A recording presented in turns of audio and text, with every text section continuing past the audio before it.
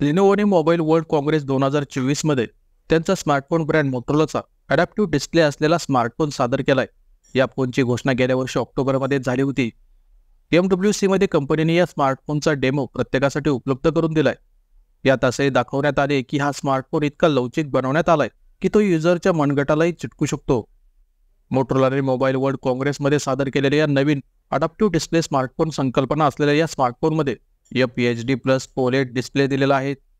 या स्मार्टफोनला युजरच्या वापरानुसार वेगवेगळ्या प्रकारे वाकवला आणि आकार दिला जाऊ शकतो. तसेच याला स्टँडर्ड स्मार्टफोन प्रमाणे वापरले जाऊ शकते. तसेच या स्मार्टफोनला दुमडले जाऊ शकते आणि मनगटाभोवती गुंडाळले जाऊ शकते किंवा या स्मार्टफोनला तळाशी वाकवून याला स्टँड म्हणून सपाट पृष्ठभागावर ठेवले जाऊ शकते.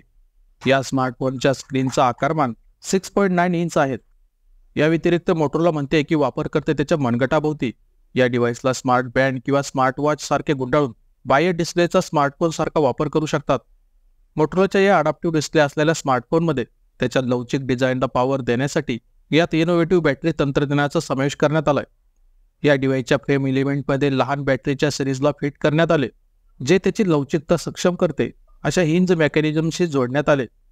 पण या स्मार्टफोनची एकूण बॅटरी क्षमता किती याबद्दल अजूनही माहिती देण्यात आलेली नाहीत.